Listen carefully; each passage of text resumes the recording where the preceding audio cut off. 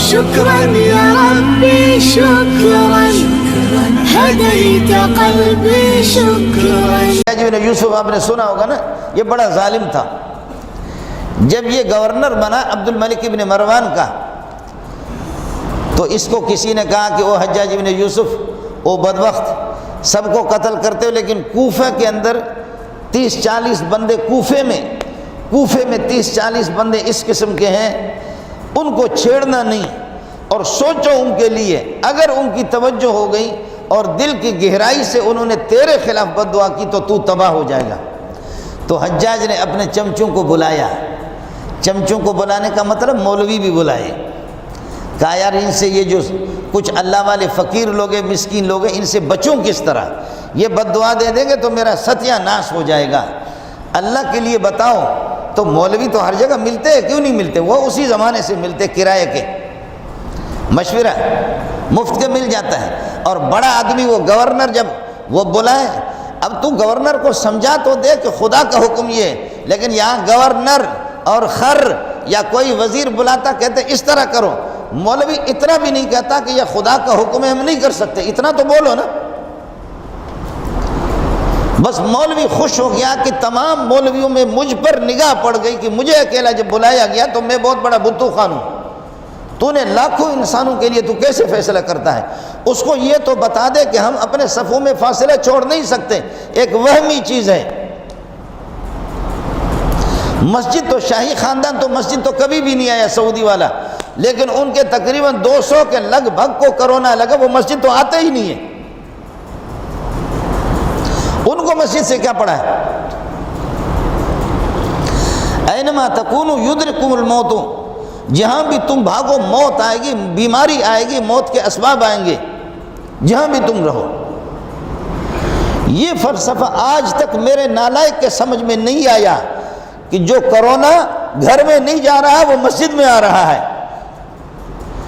سوائے اس مولوی کی عقل پر ماتم کرنے کے مجھے اور کچھ سمجھ میں نہیں آ رہا. اس پر ماتم کرو کہ اس بدبخت نے کیسے ان کو یہ ہے کہ یہ سارے قرآن اور احادیث کو اس نے کیسے وہ فاصلہ رکھو.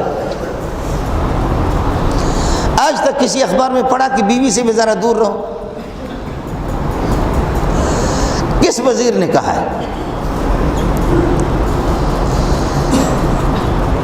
عطا اللہ نیازی اگر آ جائے تو ہمارے وزیر اعظم سینہ ملائے، اور مولوی صاحب آ جائے تو وزیر اعظم کہتے ہیں یہ کوئی نہیں اپنا اس طرح کہتے کہ اس کو چھوؤ کسی طرح لیکن مجھ سے ہاتھ نہ ملاؤ. یہ وہ سڑے ہوئے انڈے ہیں، یہ وہ گندے دانے ہیں، یہ وہ سڑے ہوئے انار ہے جو ہمارے اس میں معاشرے میں گھس گئے، جن کو ہم نے اپنے سر کا تاج بنا دیا. حجاج بن یوسف نے کہا کہ کیا کروں؟ تو کچھ صوفی صاحب بیٹھے ہوئے تھے، انہوں نے کہا کہ آسان طریقہ یہ ہے، یہ جو 40 بندے ہیں جو بد دعا دیتے فوراً ٹھپ سے فوراً بد دعاؤں کی لگ جاتی ہے، اس کا آسان طریقہ یہ ہے کہ ان کو حرام کھلاؤ، حرام حرام. پھر جتنے بھی یہ مولوی دعا کریں گے، یہ صوفی، آپ کو بد دعا نہیں لگے گی. تو حجاج نے پھر اس کی بکریاں چھینی، ان کے پاس بادشاہوں کے پاس ہوتا ہی حرام ہے سارا، جیسے جھوٹ بول کر کے دھندا بنا کر کے ملک سے کہ اتنا کرونا آیا، اتنا آیا، کہاں ہے؟ ٹھیک ہے چند لوگوں کو تو ہو گیا. شوگر میں روزانہ اس سے زیادہ مرتے، کینسر میں روزانہ اس سے زیادہ مرتے، ایکسیڈنٹ میں اس سے زیادہ مرتے. 2-3 مہینوں میں تیرے پاس مرے ہوئے کتنے لوگ ہیں؟ لیکن یہ جو کرونا ہے یہ تمام بیماریوں کا دولہا ہے، دولہا. یہ کینسر کو بھی یہ مقام اور یہ پروٹوکول نہیں ملا، یہ شوگر کو بھی یہ پروٹوکول نہیں ملا، یہ عزت جو ہے نا یہ کسی اور بیماری کو نہیں ملی. کرونا زندہ باد. تو حجاج کو کہا کہ حرام کھلاؤ، تو حجاج نے واہ واہ، اس نے دعوت کا اہتمام کیا. دعوت کا اہتمام کر کے اس میں بکری ذبح کیے اور سجی بنایا، بلوچی سجی، اور اللہ آپ کا بھلا کرے شنواری سجی، فلاں سجی بنا کر کے تختوں پہ رکھ دیا. اور بزرگوں کے بارے میں پتہ کیا کہ اللہ والے جن کی بد دعا لگتی ہے وہ کہاں ہے، معلوم کیا فلاں جگہ پہ. کہا کہ خادم چاہ رہا ہے کہ تمہاری زیارت ہو، خادم چاہ رہا ہے کہ آپ قدم بوسی فرمائیں، میرے ہاں آ جائے، مجھے خوشی ہوگی، میری سعادت ہوگی، میرے والدین کی نیک بختی ہوگی کہ تمہارے جیسے علامہ، تمہارے جیسے مفتی، تمہارے جیسے عارف باللہ، پیر طریقت، رہبر شریعت بدبخت جیسے تم لوگ آ جاؤ گے تو پھر آپ کو۔ اور بادشاہوں کے پاس آدمی جب جاتا ملا اس طرح ذلیل ہوتا ہے۔ وہ انہوں نے کہا واہ، گورنر عبد الملک ابن مروان کے گورنر ہمیں دعوت کر رہا۔ صوفی صاحب دوڑا دوڑا دوڑا، 40 بندے اس سے زیادہ، انہوں نے سجی مجی کھلایا۔ وہ بکریاں اس کی اپنی بھی نہیں تھی، وہ خرید کی بھی نہیں تھی، وہ دوسروں سے چھین چھین کر کے سارا حرام تھا، ان کو کھلایا۔ جب صوفیوں نے، جب مولوی سجی کھائے اور جب صوفی صاحب، تبلیغی صاحب جب سجی کھائے، اس کو اور کیا چاہیے؟ اور اس کو جب گورنر بلائے، وہ بھی حجاج بن یوسف، تو اس کو اور چاہیے کیا؟ واہ واہ دبا کر کے گیٹ پہ کھڑا ہو گیا، سب سے ہاتھ ملایا، مصافحہ کیا، اندر بھیجا، تشریف لائیں، تشریف لے جائیں، آپ کی شان کے مطابق دعوت تو نہیں ہوئی ہے، لیکن یہ کہ جو ہم غریبوں سے بن پایا وہ کر لیا، جاؤ۔ سب نے آ کر کے کھا لیا۔ کھا کر کے اس کے بعد جب واپس گیٹ پہ کھڑا ہو گیا، ہاتھ اس سے ملا رہے، اب واپس جا رہے ہیں۔ جب سب کو رخصت کیا تو اس کے بعد پھر ناچنے لگے، کہنے لگے کھٹیا کھیر سا ہو جمالو، کھٹیا کھیر سا ہو جمالو، ہو جمالو۔ لوگوں نے کہا حجاج خیر تو ہے، کہنے لگے بس ان سے خطرہ تھا، ان سے خطرہ تھا، ان سے خطرہ تھا، اور ان الو کے پٹوں کو ایسا حرام کھلایا میں نے کہ اب جو چاہوں گا میں، جو میں چاہوں گا وہی ہوگا، ملا کا کام نہیں ہوگا۔ ان کے جو بڑے بڑے مولوی تھے، بڑے بڑے صوفی تھے، ان کے جہنم میں نے پہنچایا، حرام پہنچایا۔ حرام خور جتنا بھی بد دعا کرے یا دعا کرے اس کی دعا نہیں لگے گی۔ میرے نبی نے فرمایا ماکلہ حرام وملبسہ حرام فانا یستجاب لہ، جس کا کھانا پینا حرام ہو وہ کچھ بھی کرے، گریہ وزاری کرے، اس کی دعا قبول نہیں ہوگی۔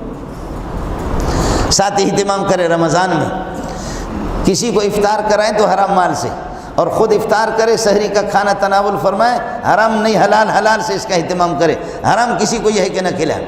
بس انہوں نے کہا کہ یہ ہو گیا۔ آخر حجاج گاجر مولی کی طرح ان کو ذبح کرتے رہے، لیکن کسی صوفی کے بد دعا نہیں لگی۔ ایک جو دعوت پہ نہیں گیا تھا، سب کو سبحان اللہ، جو ایک دعوت پہ نہیں گیا تھا، ایک دعوت پہ نہیں گیا تھا، پتہ چل گیا کہ یہ ان کی دعوت پہ نہیں آیا، یہ اس کو مانتا بھی نہیں ہے۔ وہ میں آپ کو نام بتاتا ہوں، ہمارے ہاں جب ان کا نام آتا ہے نا، ہم کتابیں پڑھتے ہیں، پڑھاتے ہیں۔ سعید بن جبیر کا جب نام آتا ہے، تابعی تھے، اور تابعی وہ ہوتا ہے کہ جنہوں نے نبی کے شاگردوں سے پڑھا ہو، نبی کے ساتھیوں کو دیکھا ہو، جنہوں نے ابو بکر، عمر، عثمان، 1.25 لاکھ صحابہ کو جس نے دیکھا اس کو تابعی کہتے۔ تابعی تھے حضرت سعید بن جبیر، اور اتنے بڑے عالم تھے۔ امام احمد بن حنبل کہتے ہیں اللہ حجاج بن یوسف کے ہاتھ شل کر دے، اللہ حجاج بن یوسف کو تباہ کر دے، ہے خدا اس کو غارت کرے۔ اس ظالم نے، بدبخت نے اس ٹائم پہ سعید بن جبیر ہم سے چھینا، جس موقع پر آسمان کو بھی سعید بن جبیر کی ضرورت تھی، زمین کو بھی ضرورت تھی، ایسے اتنے بڑے عالم کو ہم سے چھینا۔ سعید بن جبیر کو پیغام پہنچا کہ تو بچے گا نہیں، تو ایسے ظالموں کے خلاف بولتا ہے، تو بچے گا نہیں۔ سعید بن جبیر ہنسنے لگے، ہنس کر کے کہنے لگے یا اللہ، اس نے پکا ارادہ کر دیا، یہ مجھے چھوڑے گا نہیں، تو ہی جانتا ہے مجھے کیا معلوم ہے، میں راضی ہوں، بچوں تب بھی راضی ہوں، اور مجھے شہید کرے تب بھی راضی، لیکن میری ایک دعا قبول کر لے اللہ، میری ایک دعا قبول کر لے۔ میں نے بکرے تو نہیں کھایا ہے، میں نے سجی تو نہیں کھائی اس کی، میری ایک دعا قبول کر لے۔ فرمایا کیا؟ فرمایا کہ ایک دعا ہے میرا رب، میری قتل کے بعد میرا قتل آخری قتل ہو، اس کے بعد اس کو توفیق نہیں دینا، اللہ ایسی بیماری میں اس کو مبتلا کر لے، آسمان بھی دیکھ لے، زمین بھی دیکھ لے۔